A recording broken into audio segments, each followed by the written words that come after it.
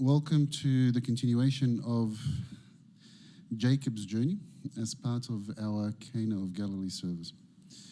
So, who can recap what we covered last week? That's the first question I'm going to ask every week. Every week. The first question is come forward. The second question is what did we do last week? Last week it was easy. Like Jacob, he got married to, he got 4 kids from Leah. Then, They married the servants as well. Rachel asked him to marry her maid. And he got 2 kids from her. And then Leah asked to marry her maid. And she got...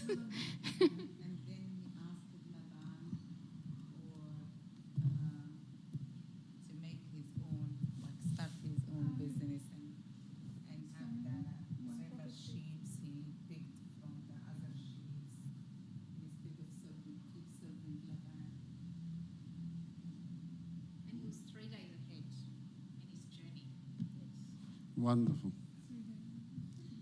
He was he wasn't intentionally 3 days ahead, but he put all his flocks 3 days away from Laban.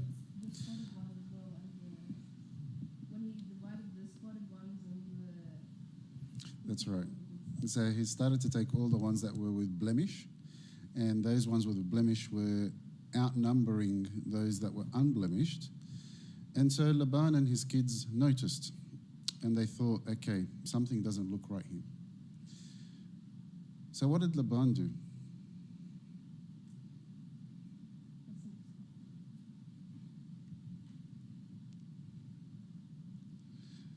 What do you think Laban did?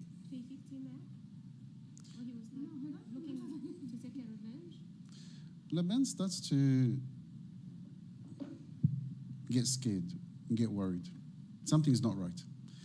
The person that's working for him is prospering so much more than what he is supposed to be receiving. There's something wrong. And so we start today from chapter 31, Genesis, if I can get someone to put that up on the iPad, on the screen, and someone to start reading from verse 1, please.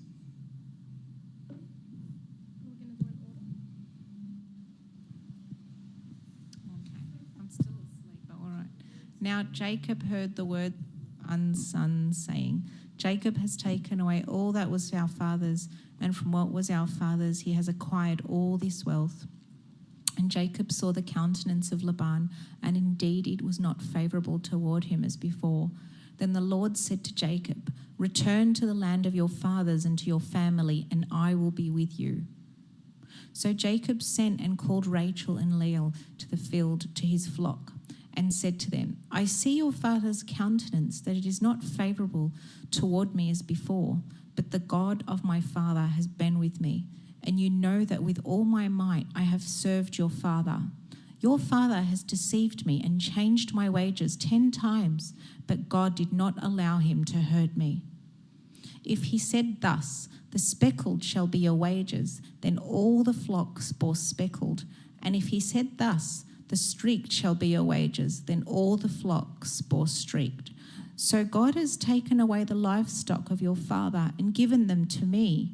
And it happened at the time when the flocks conceived that I lifted my eyes and saw in a dream, and behold, the rams which leaped upon the flocks were streaked, speckled, and grey-spotted. Then the angel of God spoke to me in a dream, saying, Jacob. And I said, Here I am. And he said, Lift your eyes now and see all the rams which leap on the flocks, and streaked, speckled, and grey-spotted. For I have seen all that Laban is doing to you. I am the God of Bethel, where you anointed the pillar and where you made a vow to me. Now arise, get out of this land and return to the land of your family. Okay, so we'll pause here.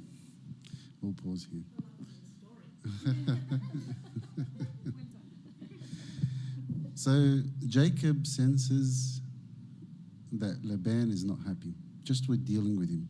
And he's hearing Laban's sons talking about the current situation. And he starts to worry. Naturally. Why? Because he's working for Laban. He's in Laban's land. And the flock that he's taking from them wasn't an agreement. But if it's going to get to a point where he's going to face off against Laban and his sons, it's going to be very difficult for him. So what do we see happen?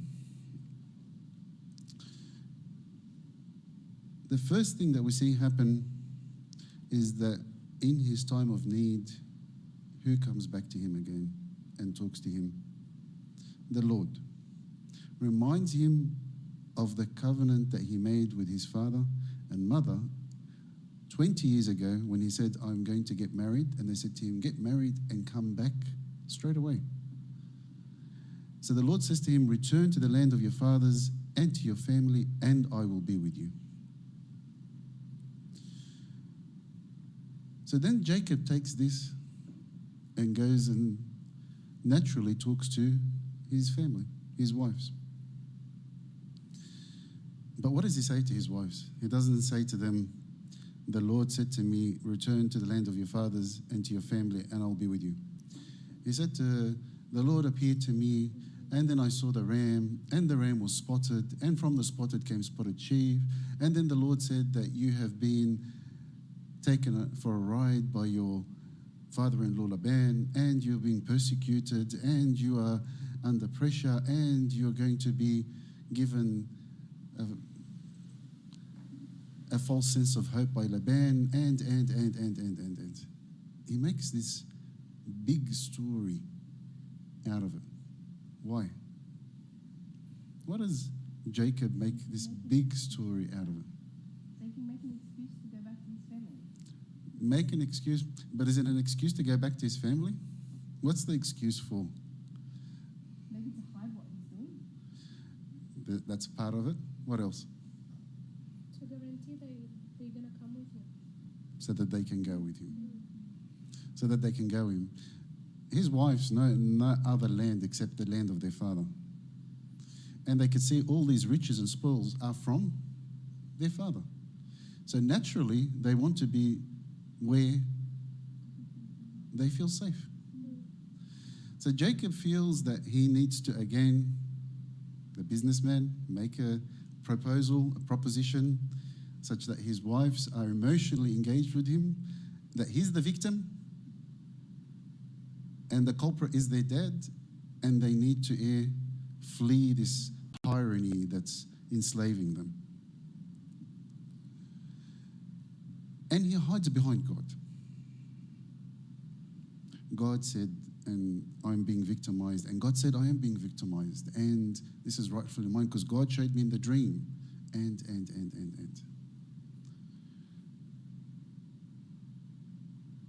And this is kind of, again, like we said last week, when we start to use God and put him as a shield in front of us for things that we should be accountable for, but we blame it on God.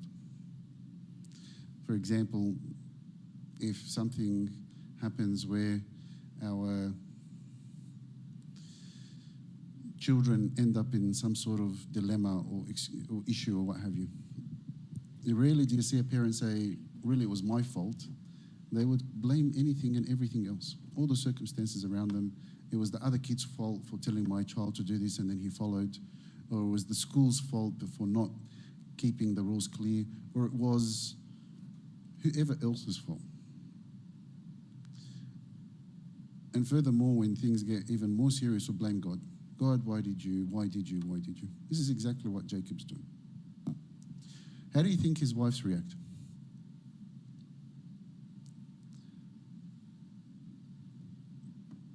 I think they would be like looking for material things. They would be looking what we should take. They're looking for materials? You don't think that they would be saying, I don't want to leave my dad's house or be attached to their dad's house? You're going to be surprised what they say. Tab, can I get someone to read from verse,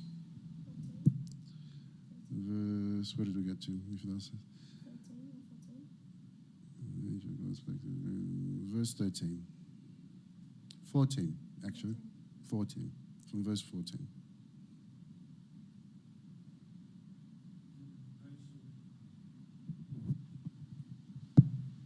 Then Rachel and Leah answered and said to him, if there is still any portion or inheritance for us in our father's house, are we not considered strangers by him? For he has sold us and also completely consumed our money. For all these riches which God has taken from our father are really ours and our children's. Now then, whatever God has said to you, do it. Then Jacob rose and set his sons and his wives on camels. And he carried away all his livestock and all his possessions which he had gained, his acquired livestock which he has gained in Padan Aram, to go to his father Isaac in the land of Canaan. Okay, we'll stop here.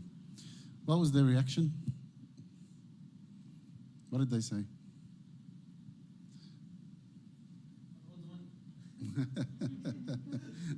But why the money?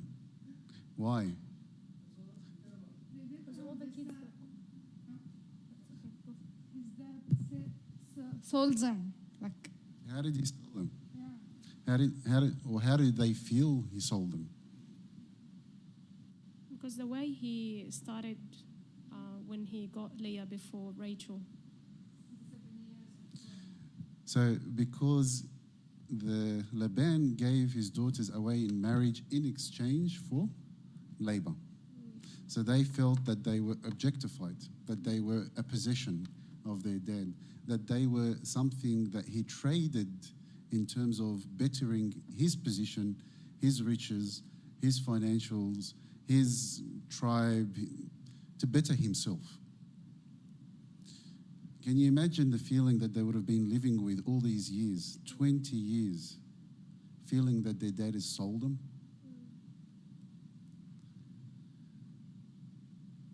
And so they said, no, this is all rightfully ours because we were sold at a price. And not only is it ours, but it's also for our children. So what's the surprising thing that we see now about Leah and Rachel? What's happened to them? They both have to agree to something. They agree to something, but an agreement with who? With Jacob. How?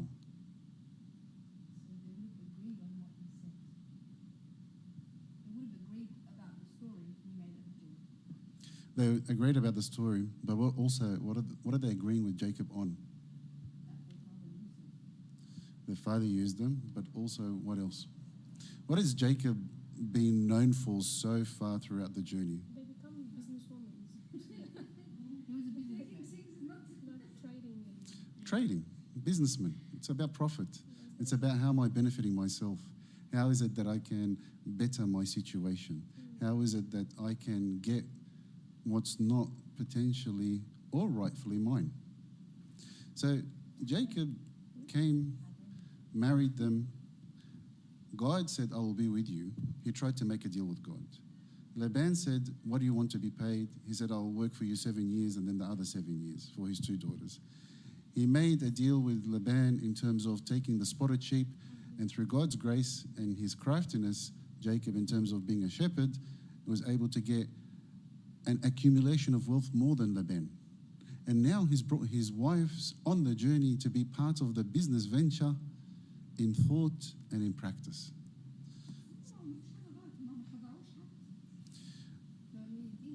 But so we start to see the thinking. What's the thinking? What daughter would be having that ill feeling towards her dad that she wants to take what could be his and run away? Why? We sometimes see this nowadays when the parents complain about when they're older and they complain about how their kids treating them. And it's actually because what they did previously, they don't realize, but the kids are already shaped in this way.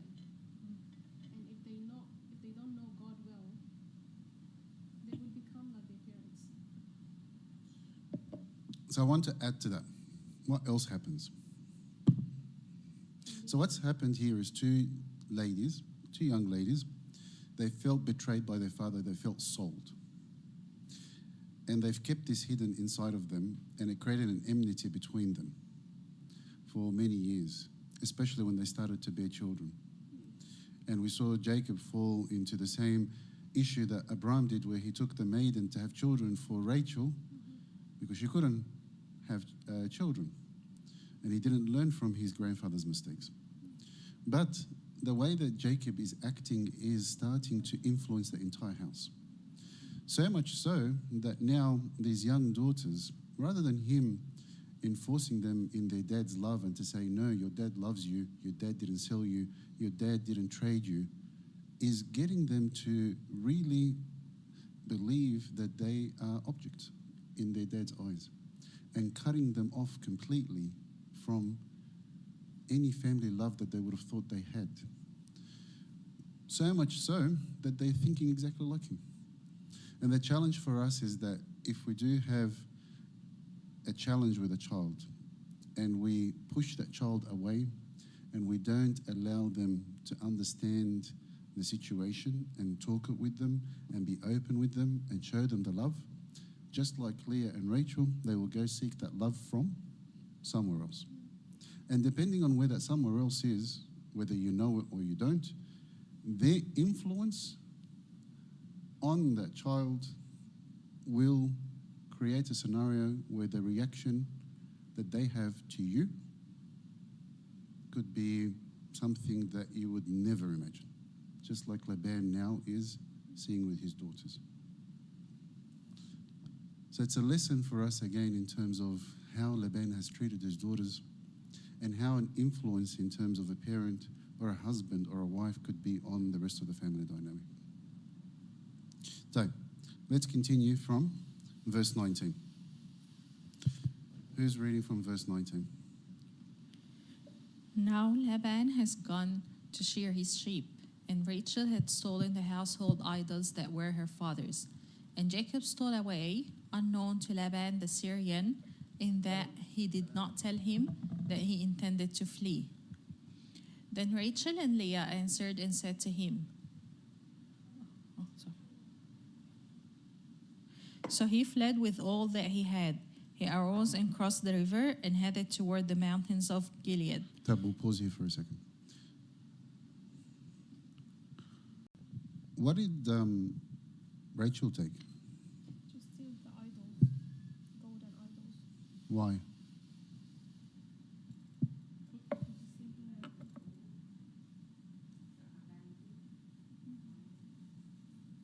A value of money, what else?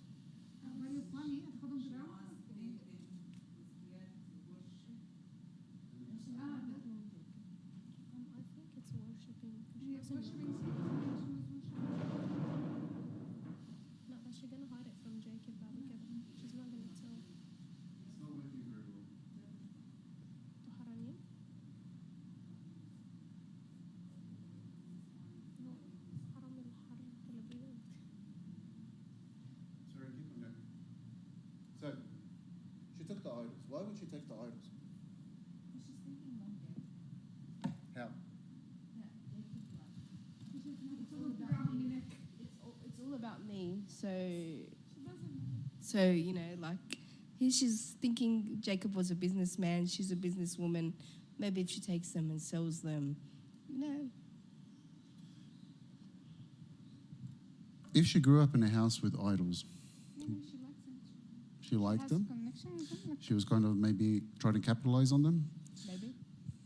Usually when people go on travels, what do they take with them in the car? You see this in every Coptic person's car. In the windscreen, what do you see? The saints. Saints. Yes. Like who? Archangel Michael, St. George, St. Mina, St. Mary. Why? It can be something from Protection. protection. Protection, memory. Memory. Yeah. Maybe she's, as Mervat said, she's gonna worship, continue in the Worship. way. So what's the problem with that? She doesn't know God. She knows Jacob, but she doesn't know his God. She doesn't know the land she's going to. She doesn't know the land she's going to. And what was the problem that his mum highlighted with Esau's wives? She said, don't get married from the Canaanites because the Canaanites worship idols. But go to the land of my fathers and marry from there and bring yourself back a wife who is from our tribe.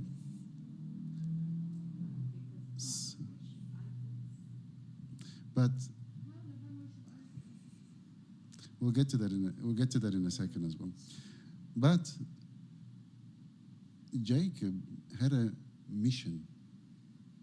What was his mission? To get married was the first one. And the second one was to Be wealthy. but more on the idols. His mum said to him, don't be like your brother Esau and get married from a Canaanite because they worship idols and they're not from our people. So his conditions for marriage was to go get married from their people that are not worshipping idols. So where's Jacob fallen here?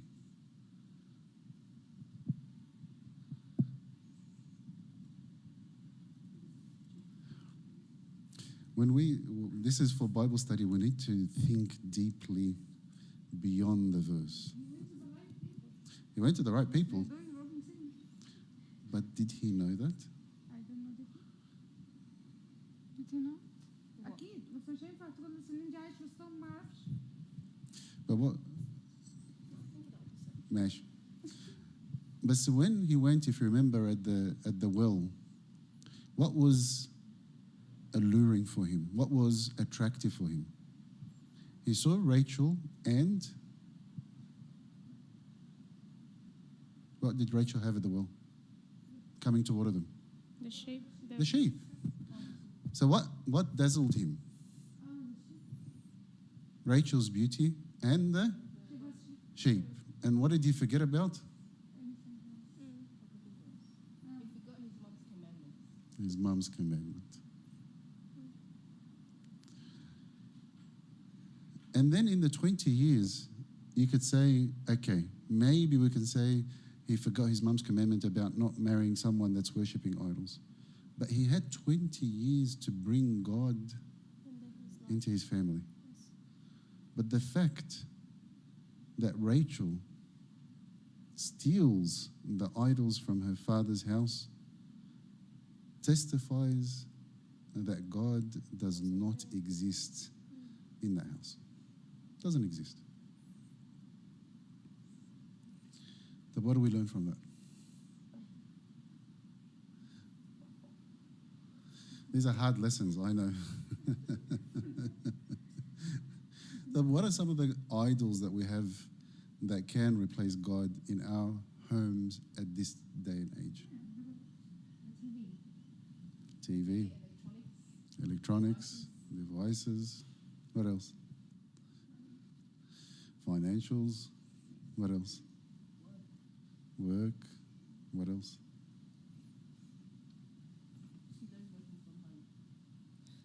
Working from home.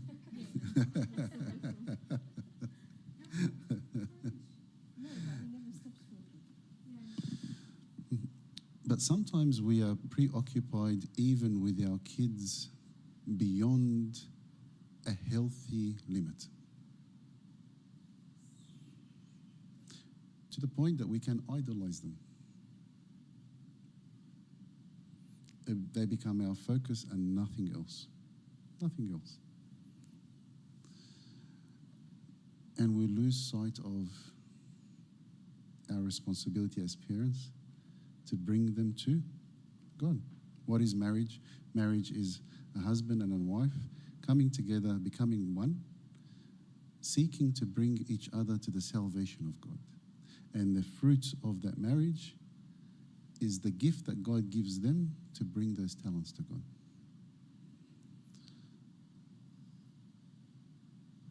Jacob has forgotten about this altogether. Altogether. So he's escaped. His wives are convinced. They are with him on the plan, and they're plotting against their father to run away, to add insult to injury, they've taken the idols that were in their dad's house, and the flocks are already 3 days away from Laban. How convenient. How convenient. Can I get someone to read from verse 22, please? And Laban was told on the 3rd day that Jacob had fled. Then he took his brethren with him and pursued him for 7 days' journey, and he overtook him in the mountains of Gilead. But God has come to Laban the Syrian in a dream by night, and said to him, "Be careful that you speak to Jacob neither good nor bad." So Laban overtook Jacob. Now Jacob had pitched his tent in the mountains, and Laban with his brethren pitched a mountain of Gilead. And Laban said to Jacob, "What have you done, that you have stolen away unknown to me, and carried away my daughters like captive, taken with the sword? Why did you flee away secretly, and steal away from me, and not tell me, for I might have sent you away with joy and songs, with temporal and harp, and you did not allow me to kiss my sons and my daughters. Now you have done foolishly in so doing. It is in my power to do you harm, but the God of your father spoke to me last night, saying, 'Be careful that you speak to Jacob neither good nor bad.' And now you have surely gone because you greatly long for your father's house, but why did you steal my gods?" Then Jacob answered and said to Laban, Before Jacob answers, so we'll stop here. Before Jacob answers. So Laban, as soon as he found out he's been tricked, he found out 3 days later. So Jacob's already 3 days away, and Laban finds out 3 days later, so they're 6 days away. He starts to chase them, and they catch up. Who intervenes once again? God intervenes once again. And what does he say to Laban? You shall neither say neither good nor bad to Jacob. What does that mean?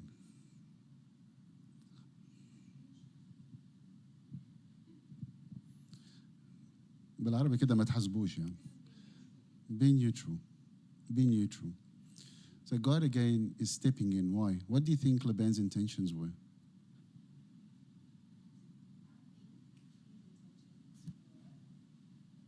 Word to give it to him. Like, really? Hammer him for what he did. Hammer him, potentially harm him, potentially kill him. Maybe revenge? Perhaps. Perhaps. And so God came to him and said, you shall do nothing of the sort. So again, when God has a plan, God intervenes irrespective of what we try to do ourselves. And then he goes to Jacob and he catches up with him, starts to tell him in a nice way, why did you run away? I didn't get a chance to kiss my grandchildren or my children. I could have had a nice sending off party for you, but why did you do this? You've deceived me and your God came to me and said to be nice to you on top of all of that. What do you think Jacob's reaction would be?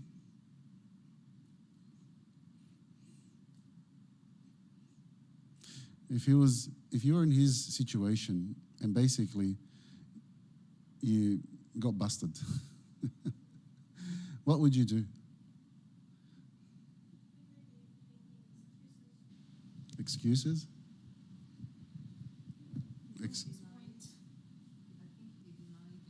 Deny it? No, I think Jacob denied what Laban said.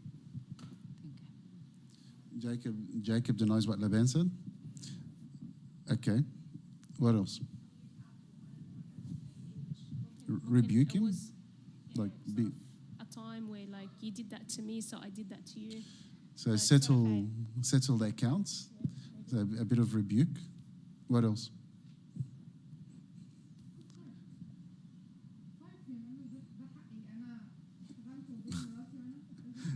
argue with him. But let's see what Jacob says. Can I get someone to continue reading from verse? I think we got to verse 30. 31. Then Jacob answered. Then Jacob answered and said to Laban, because I was afraid, for I said, perhaps you would take your daughters from me by force. With whomever you find your gods, do not let him live. In the presence of our brethren, identify what I have of yours and take it with you. For Jacob did not know that Rachel had stolen them. And Laban went... Just before we get to verse 33. So Jacob says to him, what does he say to him?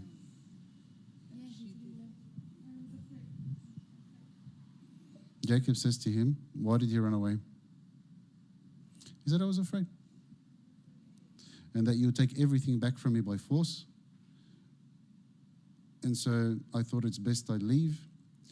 And just to show you how honest I am 100% sure that we haven't stolen anything from you. Everything has been by our agreement. And if you find anything that we've taken from you, then what would happen?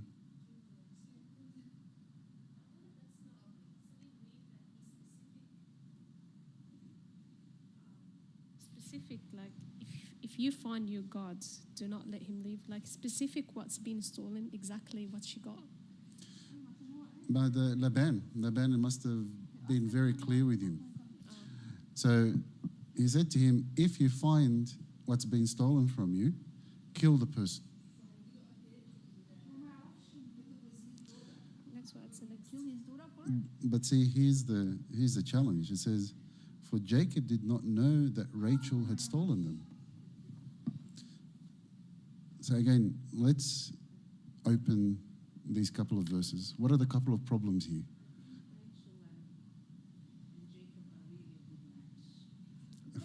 Are they?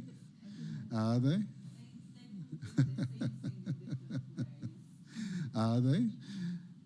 What does it say? Jacob did not know that Rachel had stolen them. So what did Rachel do to Jacob? She didn't tell him. She concealed from him. She kept from him. Like who previously kept from their husband? Like Rebecca. Rebecca, what did she keep from Isaac?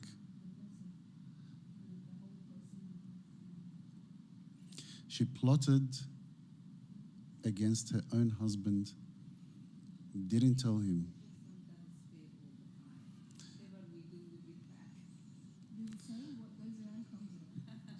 Jacob is starting to live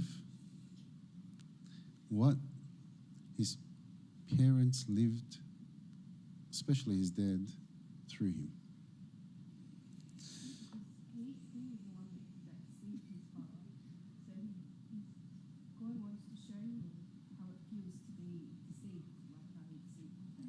But he doesn't know it yet. He doesn't know it yet. It's definitely going to be a good lesson for him. So, can we continue from verse 33?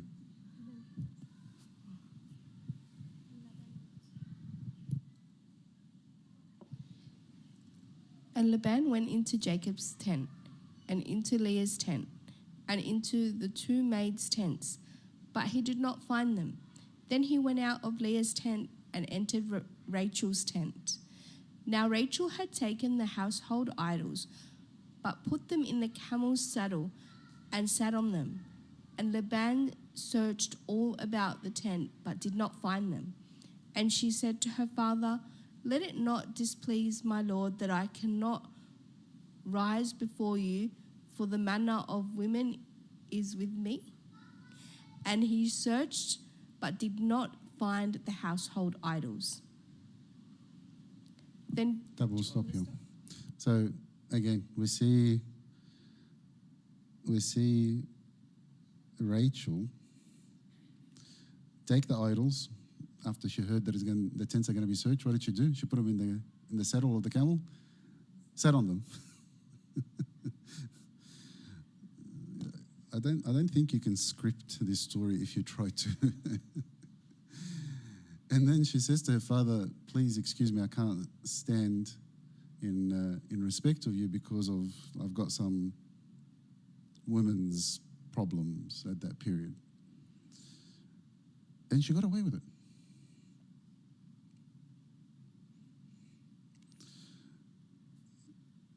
This spirit of deceit we start to see come out in Rachel is very similar to what we've seen before with Jacob.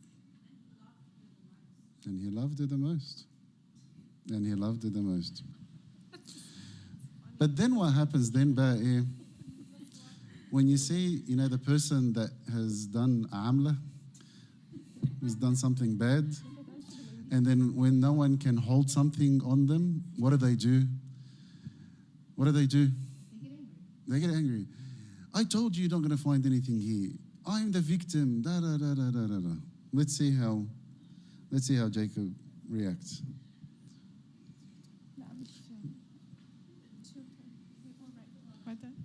From verse 36.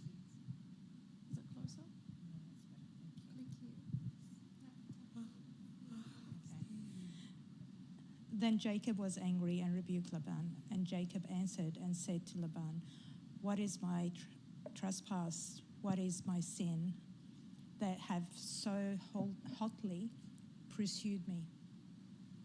Although you have searched all my things, what part of your household things have you found? Set it here before my brethren and your brethren, and that they may judge between us both. These 20 years I have been with you. Your ox and your female goat have not miscarried their youngs, and I have not eaten the ram of your flock." Okay. That which was torn by beast, I did not bring to you. I bore the loss of it. You required it from my hand, whether stolen by day or stolen by night. There I was.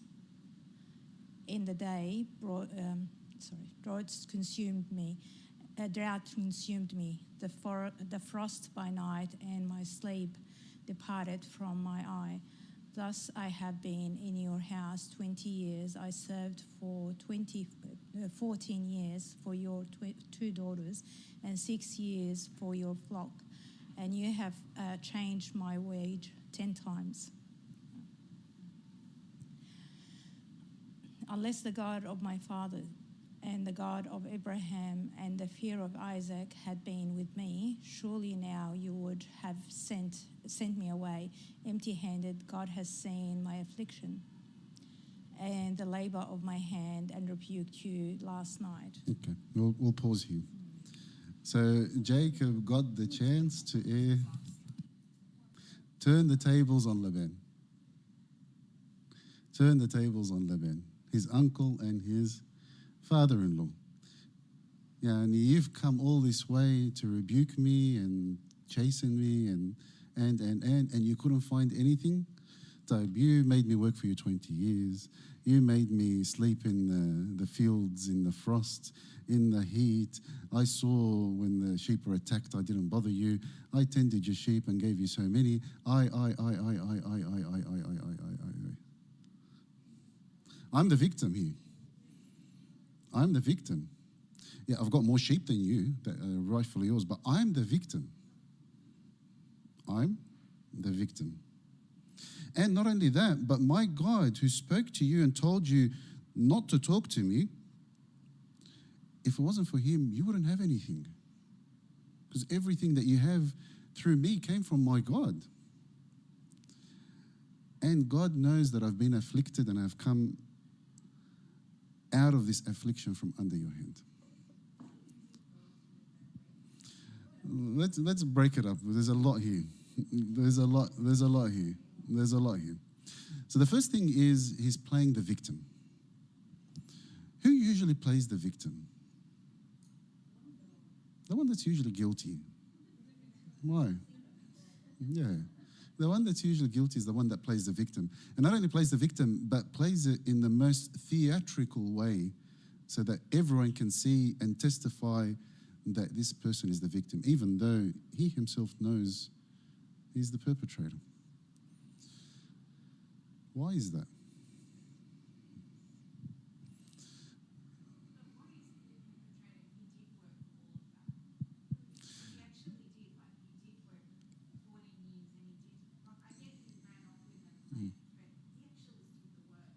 He did the work. But he said, I will work the 7 and the 7 for Rachel, or Leah and Rachel. He didn't say for flocks. And then when he asked them to stay with him, remember last week we said that he said to him, I will take all those that are spotted and striped because they're, the weak ones, and they're not the ones that are pure, they're not the strong ones. But as a shepherd, he saw that God was giving him grace, and he found ways to increase the number by reeds and watering and putting speckles and dust and what have you, to increase the number of those that are spotted and speckled that went to him, and decrease the number of those that were pure.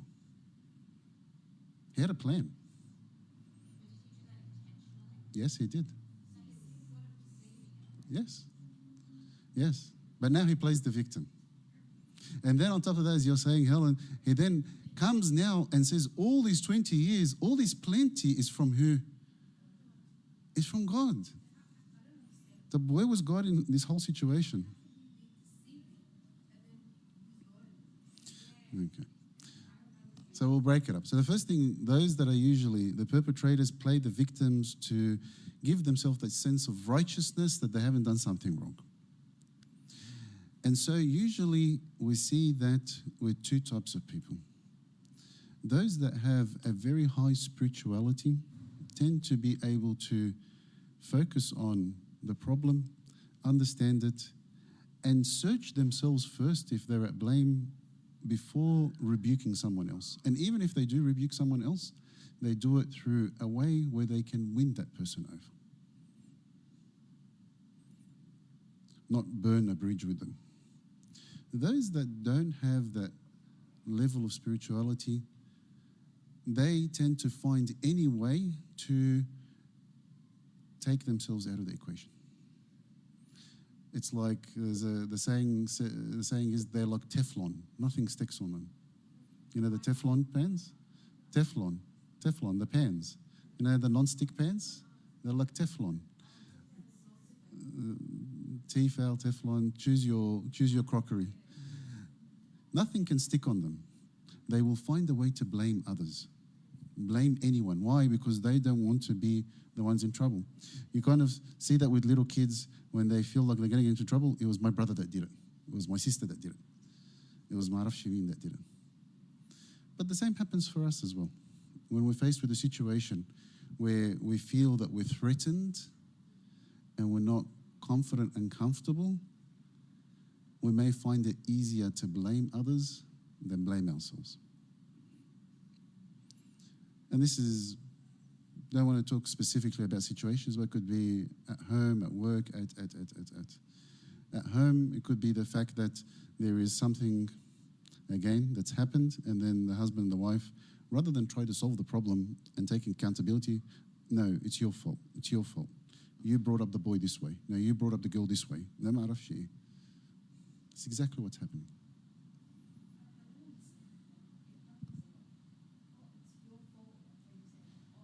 Fault or this, that. Like, come on, like, there's a problem. Don't sit there blaming each other. Just fix it. But how do we fix it? Well, blaming's not going to fix it. So you see what the problem is and you address it. So the first thing to address the problem, which is what Laban should have been doing, is to look at himself. What was he accountable for? And did he do that? His accountability was to go get married to someone that wasn't an idol worshipper and bring them back home immediately. Not to go do business plans and ventures and 20-year profit charts and whatever he was doing. That wasn't the ask. He hadn't fulfilled the promise that he made to God or to his father or to his mother. And he still doesn't want to take accountability of what he did wrong. He's still not taking accountability of saying to his uncle, yes, I cheated you with the sheep. He's not taking accountability of the fact he left running away scared and not trying to create peace between them. In fact, he's created an enmity. He's not taking accountability for his actions. And that's the challenge that we have with problems in terms of any type of challenges that we face. You find that one or both of the parties don't want to take accountability. They just want to throw the other into the spotlight and say, it's your fault, as opposed to thinking about what their fault is first. That's the first step that has to be addressed. And then once we have the accountability and we know what the problem is, then we know the expectations of each other. Then we can work on the problem. Dave, so what do you think happens from here now that he stood up on his soapbox and said, I'm not at fault, you're at fault, it's your fault. What's Jacob known for in terms of the way that he deals with things? Once they get to a certain point, he'll say, let's make a deal. Let's make a deal. Let's see the deal that he makes. Can I get someone to read from verse 43, please?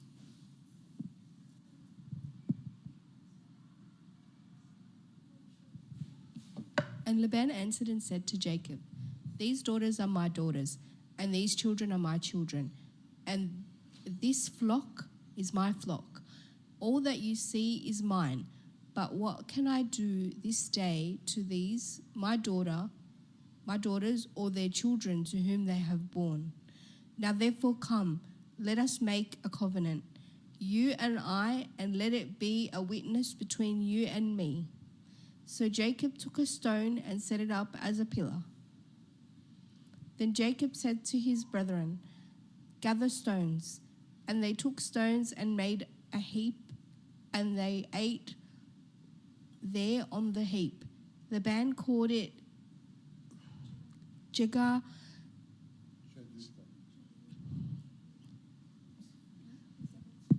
Sedutha.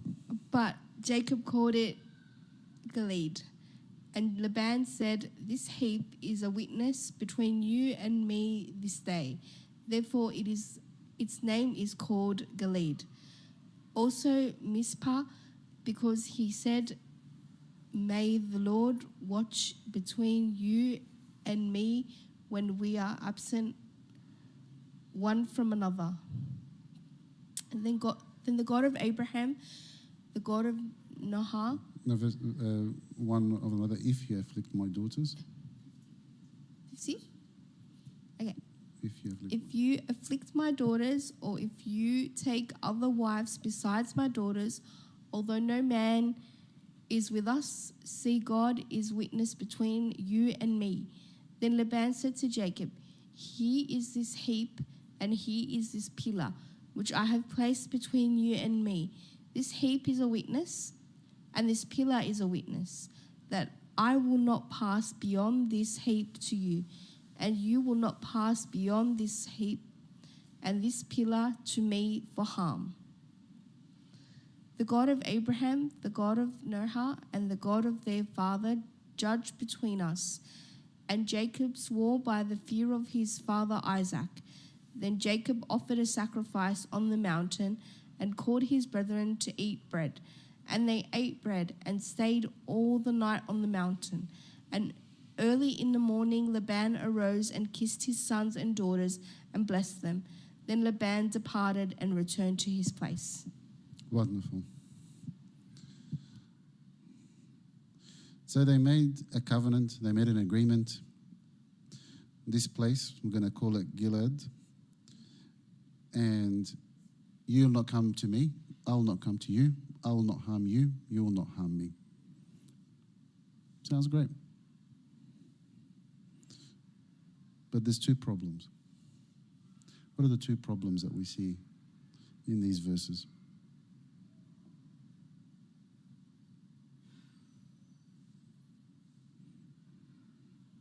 The first problem is that they did this agreement on which gods?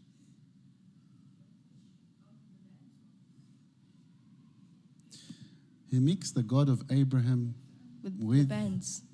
Laban's gods. Meaning what?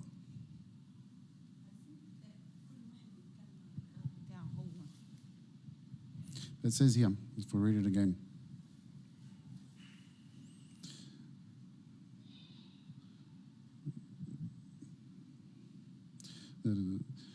Then Laban said to Jacob, here's the heap, and here's the pillar, and so on and so on and so forth. And the God of Abraham, the God of Nahor, and the God of their father judge between us. And Jacob swore by the fear of his father Isaac. Then Jacob offered a sacrifice on the mountain and called his brethren to eat. So this is an agreement between them. So he's entering into an agreement where his God and the other gods are equal.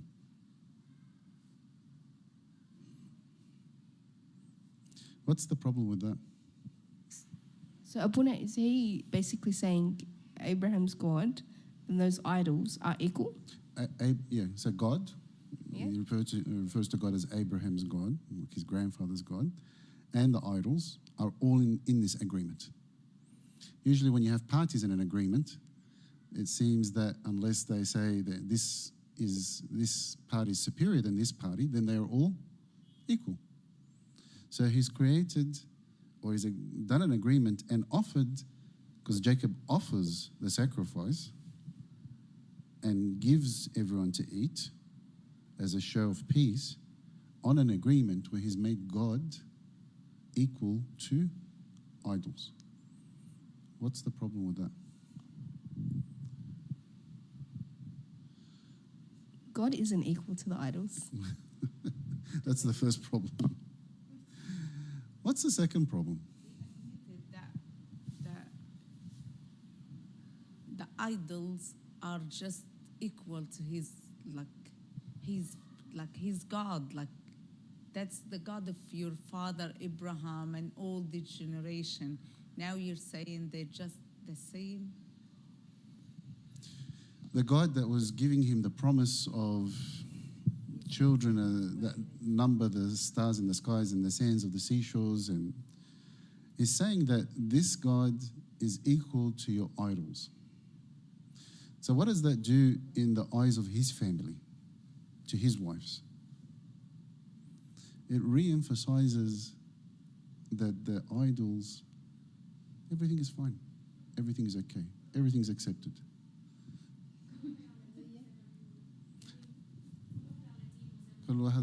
That's right. It doesn't matter. We see it now. Like some families can marry to someone in a different religion, and just he doesn't comment about her religion. She doesn't comment about his religion, and the kids coming like they don't know. They don't know where We to need go. to follow. Yeah.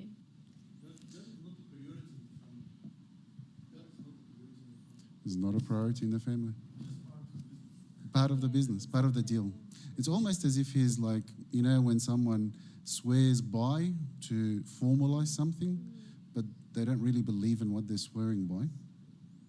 So he's brought God to a level of an idol. He has normalized it for his family to have many gods. He is not taking anything that God has promised him seriously. And he had an opportunity here that God actually appeared to his uncle, his father-in-law Laban, and told him, don't harm him. He could have said, this is your opportunity now that you have tasted the true God to believe in him. But no. Thank you, Heather. No. His focus is not on God. His focus on how am I going to get out of this situation? How am I going to keep all that I've worked for? How am I going to keep my house intact? Again, focused on the deals, focused on the livelihood, focused on the riches, not focused on God. But then there's another problem now that he's created. What's the other problem that he's created? The pillar that they built. What did they say about the pillar that they built? What was the purpose of it? Like a deal, like sort of a deal It's part of the deal. But what does the pillar signify? They can't cross it. So he can't ever go back. So he's created a fence for him.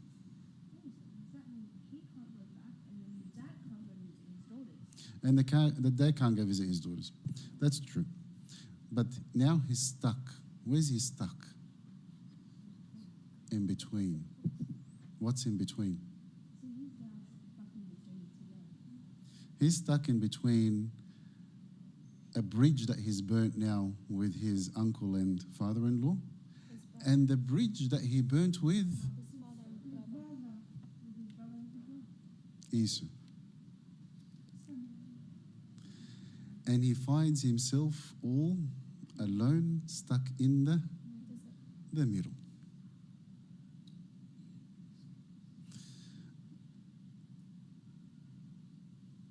It's interesting how all his deals have now caught up with him.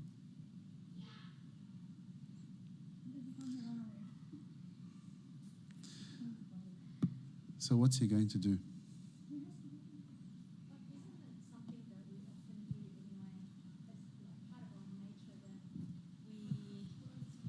We sometimes don't want to face a problem, so we try to find the easy way out, and then we get stuck in another problem and try to find the easy way out, and then we surround ourselves with a mess that we create because we always trying to find the quick answer instead of facing the problem truly. And when we run out of options, like he has, what do? It's just, I think, listening to the story, I think I can sympathize with him because we just often get overwhelmed and we just continuously try to find a quick answer to resolve issues instead of really deeper dive into the issue and sometimes standing by the truth because it's difficult. Definitely difficult. But if we recap, deceived his brother for the birthright, deceived his father, followed his mum's plot, used the excuse to get married from his mother's family, ran away. God saw him in the middle. He saw the ladder of the angels ascending and descending. God said, I'll be with you. He said, God, if you be with me, then I'll follow you. He went to his uncles, deceived his uncle, took his daughters, turned his daughters against his uncle, found that his uncle was onto him, ran away, got stuck in the middle. God again came, said, leave, I will be with you, told Laban, don't harm him. And now he's stuck between Esau's wrath and Laban's disdain. What's he going to do?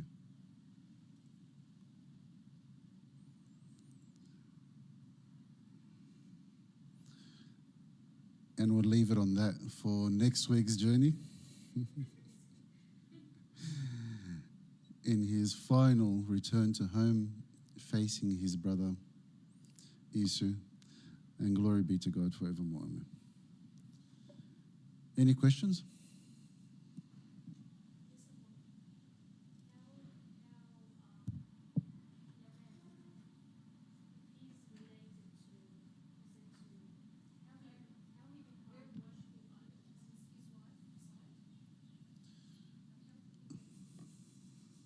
How did they become worshipping idols?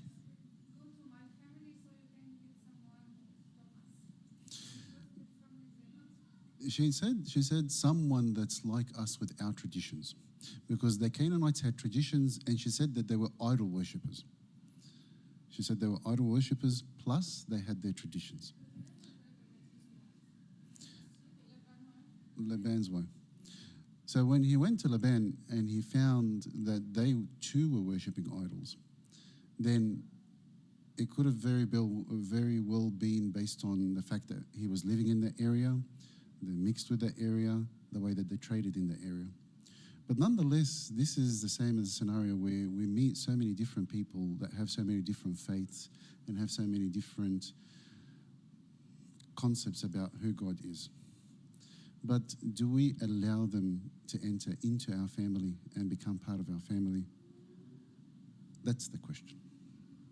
And that's exactly what he did.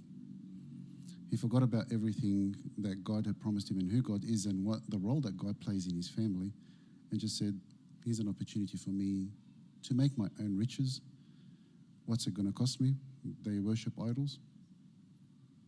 Yalla. That doesn't make a difference. It depends on what his priority was. And this is why we're going through, I know that you've been through Jacob's journey before, but this is the time that we need to go through it verse by verse and analyze that every action has an impact. And we need to understand not just the action, but the impact such that we can learn from it as well. No? Of course.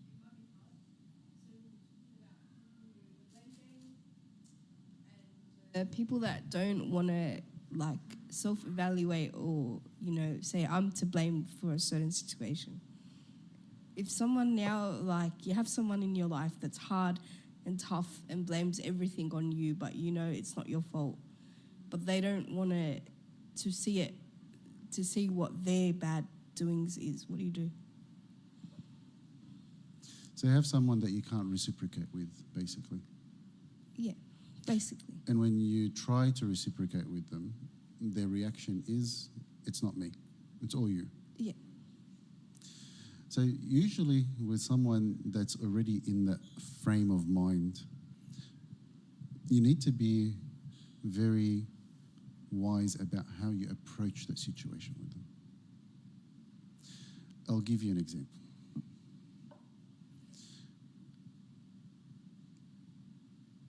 If you remember in the olden generation, and I'm going to use this as an example, this is not a man thing or a female thing, I'm just using this as an example. In the very olden generation, our titas and giddos, when the man used to get upset, what did the tita do? حقك عليا أخويا أنا اللي غلطانة حقك عليا حقك and it's my fault. It's my fault. Don't be upset. No, I don't want you to be upset. Your sadness makes the whole house dark. You're the light in our world. You are the air that we breathe. And you get upset. We all get upset. We can't live like this. What was the teta doing?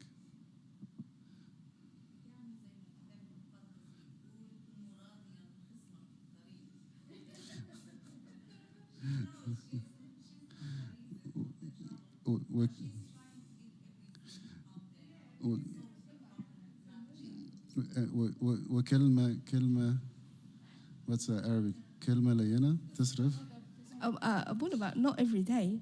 Hold on بس استني بس I haven't even explained any داخلة فيها على طول كده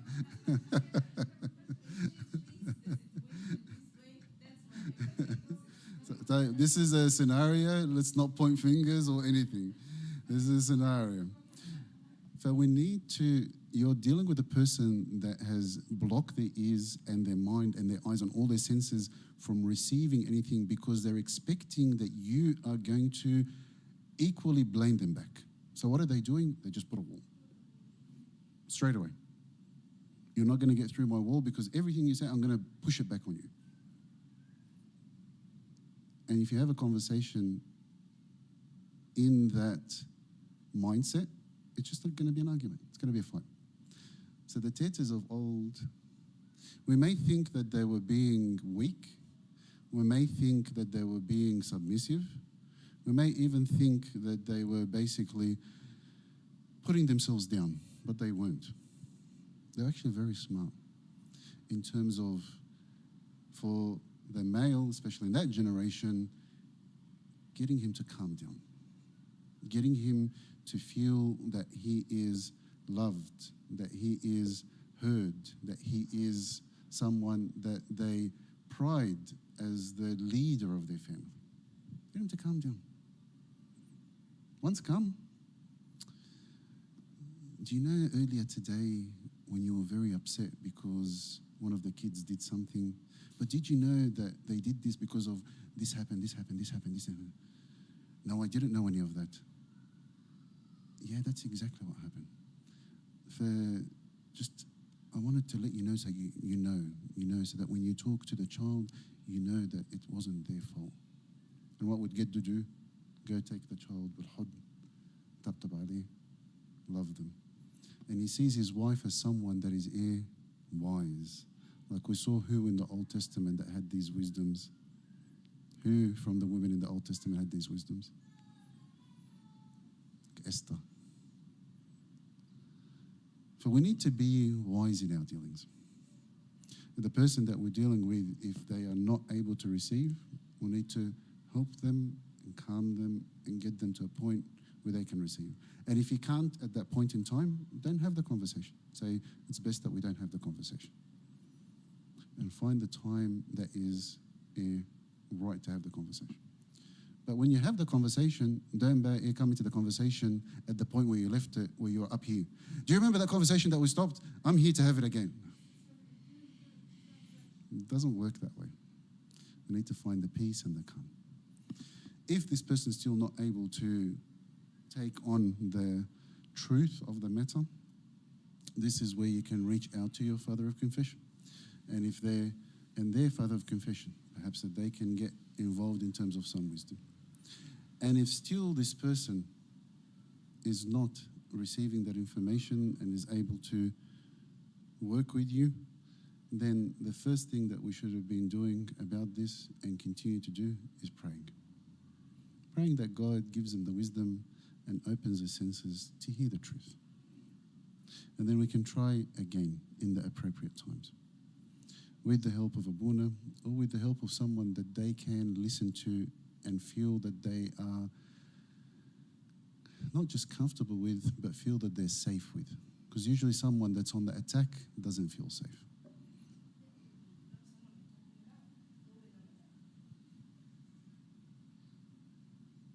Has to be better.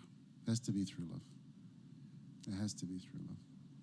This is why we are commanded to love our neighbors. Because if we don't, we'll never be able to.